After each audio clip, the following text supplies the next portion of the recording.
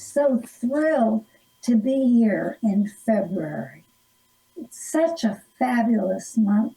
It has so many wonderful things. Black History Month, Rosa Parks' birthday is February 4th. We have all kinds of magnificent happenings, such as the Love Month. So it's wonderful to celebrate God in the Love Month, for the love of God covers everything that we experience. The name February comes from the Latin term februa, and that means to cleanse, to sacrifice, and atonement way back in Latin in the Roman days when they named the months. But metaphysically speaking, February can mean refining and purging ourselves from negativity, and to think about possibilities, to think about planting seeds and celebrating the oneness of everything. How awesome is that? I know you've heard what I'm going to say right now. Did you know that the highest God and the innermost God is the same God? Where have you heard that before? Ernest Holmes goes on to say, we have within us a power that is greater than anything we shall ever contact in the outer world, a power that can overcome every obstacle in our life and set the safe and beautiful, peaceful world in a new light and a new life. How sweet is that? So today we are going to talk about something called mindfulness. Have you ever heard of it before? Are you mindful when you're listening to these words? Mindfulness, being awake and aware and experiencing everything outside of us and within us. I have a little exercise to share with you that I learned in the wonderful Energy Codes class taught by Jean Lean and Dr. Sue Morter. It's called Subject, Object, Subject. So right now, look at something. You can look at anything. You can look at your fingernails. You can look at the screen. But now I want you to take your attention within your mind and put your whole attention within your mind. That's called subject. The subject is you. The object is where your attention was, and then back to your mind. Have you ever done things where you've just lost yourself? You didn't even know where you were. So this gets you back in your body. Isn't that awesome? This is so awesome. I just love sharing this with you. You know, somebody once sent Buddha a gift and tied it with a big bow. It wasn't in a box, with a big bow. And Buddha opened it, and guess what? The box was empty. And Buddha said, aha, I got just what I wanted. Nothing. Just what I wanted. Nothing. And then there was an ad on a monastery in a window. It said, help wanted, help wanted. It was a sign in the window. And so somebody walked up close to see what else was written there. Help wanted, inquire within. Inquire within. If help is wanted, inquire within. And that brought that old joke back to me about the hot dog clerk. The hot dog clerk absolutely was asking his customer, and said to the customer, what would you like me to put on your hot dog? And the customer said, I want it to be one with everything. I want to have one with everything. Isn't that awesome? Inquire within. Inside every atom, there is mostly empty space. Did you know that? What is left is more like a vibration or a frequency, sort of like a musical tone, a vibration. And Buddhists have known that for 2,500 years. From an emptiness, from a very emptiness, comes form. From form comes emptiness. The essence of all things is emptiness. In Buddhism, Mary read the reading so beautifully this morning. In Buddhism, there are 3 aspects to action. We have thinking, speaking, and action. Thinking, speaking, and action. TSA. Have you guessed? That is going to be our acronym for the day. TSA. For we are taking a journey to our beautiful mindfulness self. So we have to go through TSA. So in thinking, every thought we produce, every word we pronounce, everything we do, we are mindful, mindful, mindful. Yes, indeed. And it is wonderful, wonderful, wonderful, wonderful. Also, in speaking, thinking, speaking, acting. In speaking, our words are so powerful. They can heal us. They can solve problems. They can actually calm a situation down. Speaking is so powerful. And our actions are also an energy. Everything's an energy. Thinking, speaking, and action. And that energy can bring healing to ourselves, to the world. We can do something that has the power of protecting and projecting mindfulness, compassion, and understanding. How sweet that is. You hear all these papers that have the power of holding these papers still. How sweet this is. I believe we're on planet Earth to live, grow, and do what we can to make this world a better place. Isn't that absolutely wonderful?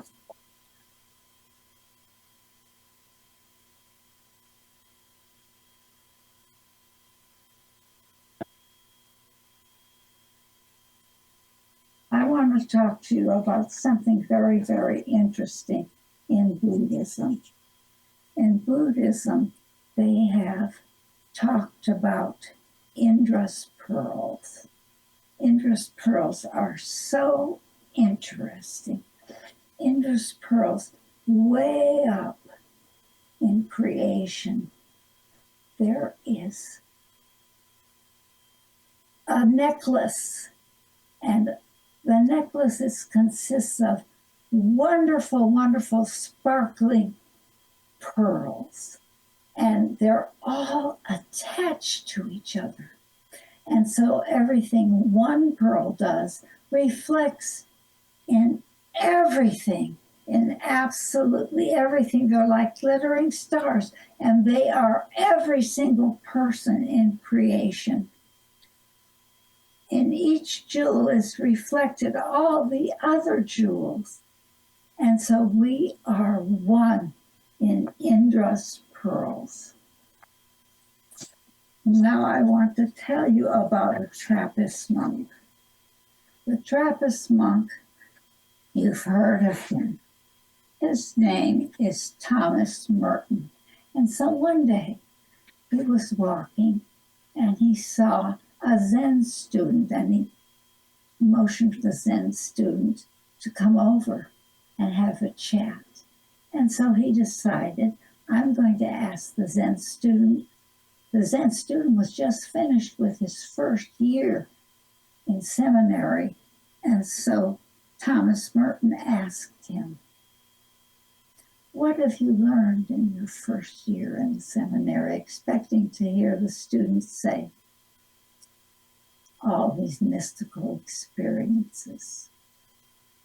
The student was quiet for a moment, and then he looked up at Thomas Merton and he said, I learned how to open and close doors. Thomas Merton was ecstatic with that answer.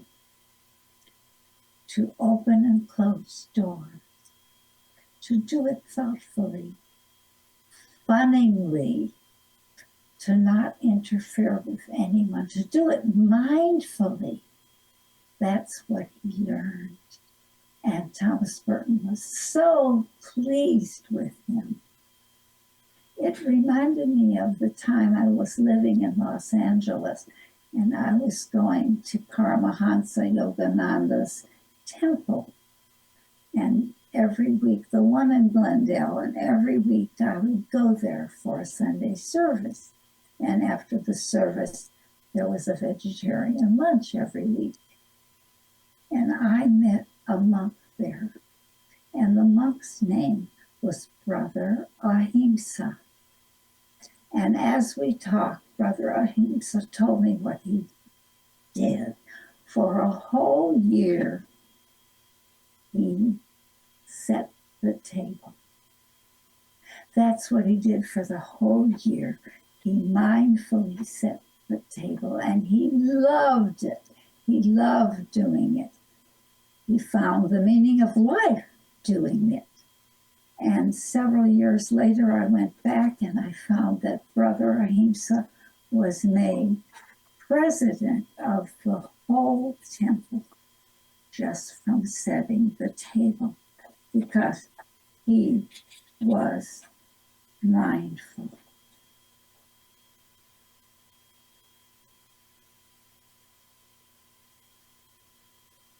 Once there was another Zen story about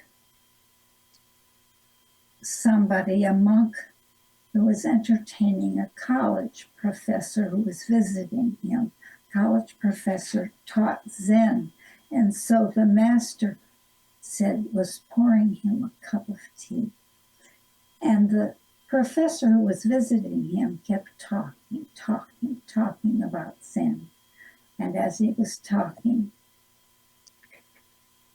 the master kept pouring the tea and pouring the tea over the edge of the cup. And the professor said, you're pouring the tea and spilling it all over. It can't take anything else in the cup. And the master said, that's the point. It's like you. Your cup is so very, very full. You can't receive anything. And so you need to empty your cup so that you can hear what I have to say about Zen.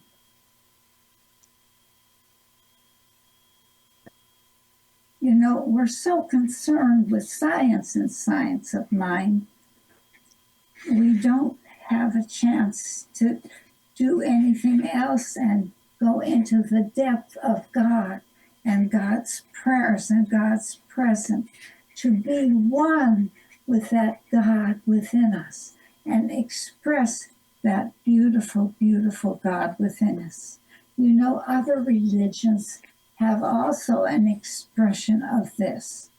And what I have found out is that the interbeing, or the oneness, means that we are one with not only one another, we are one with all that is, because it's all God. And it is so very, very, very beautiful.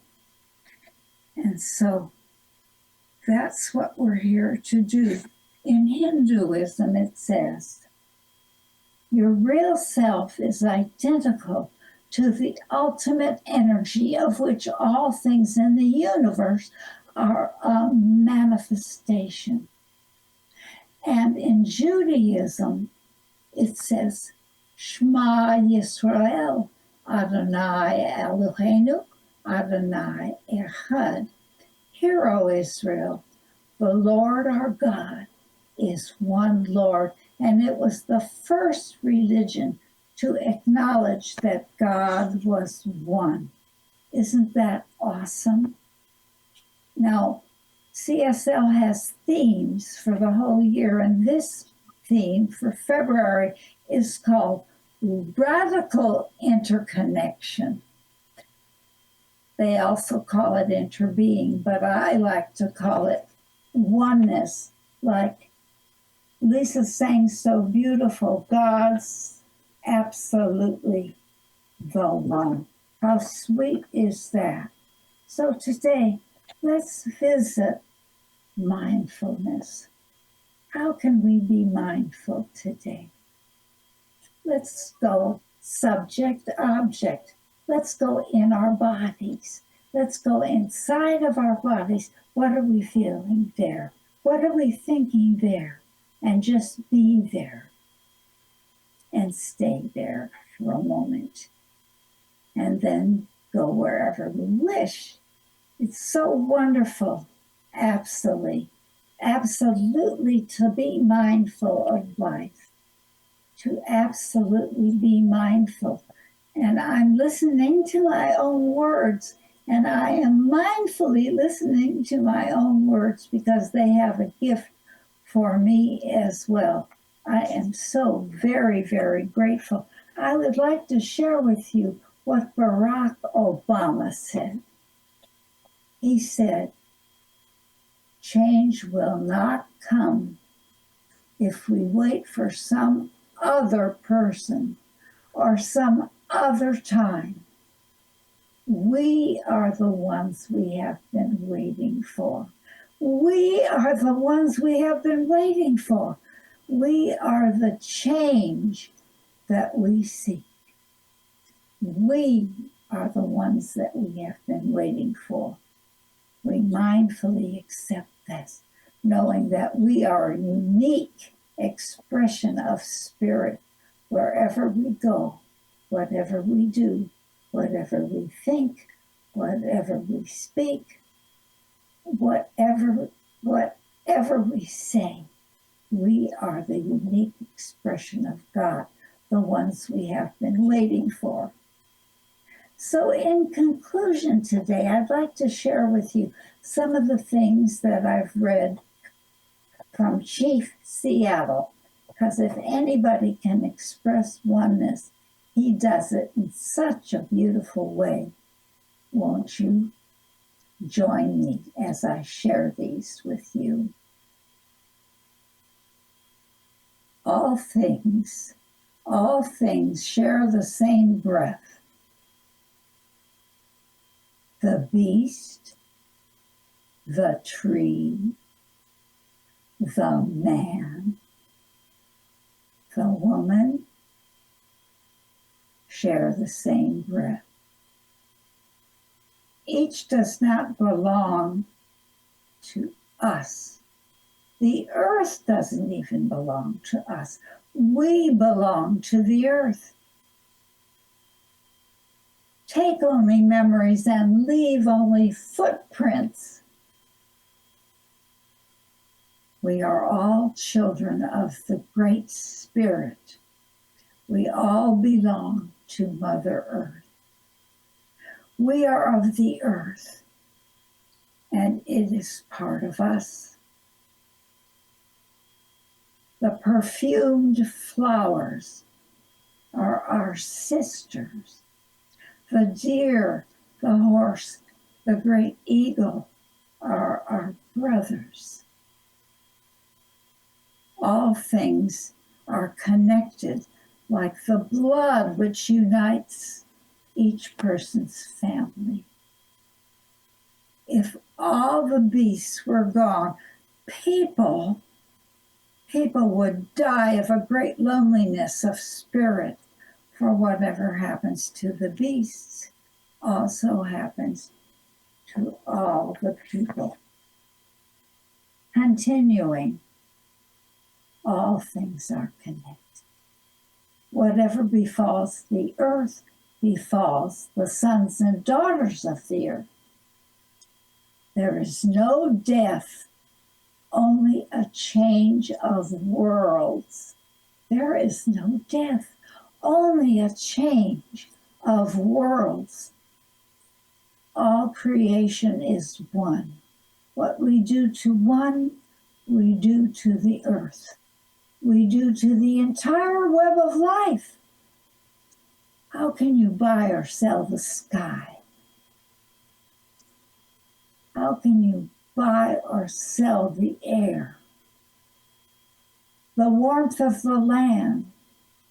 The idea is so strange. It's so strange if we do not own those things, the freshness of the air and the sparkle of the water. How can somebody buy them? Every part of the earth is sacred to my people. This we know. All things are connected. Won't you join me in treatment?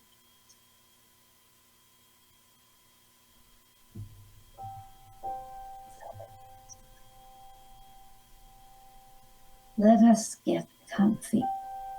I love that word, comfy. It's such a comfy word.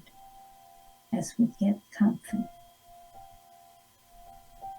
and we relax and we actually are mindful of this prayer right now as it benefits our life, as we actually celebrate the oneness not only of life but of things that are inanimate also. We are one with animal, vegetable, mineral, live and not live. How thrilling it is to know that. We are mindful of our speech.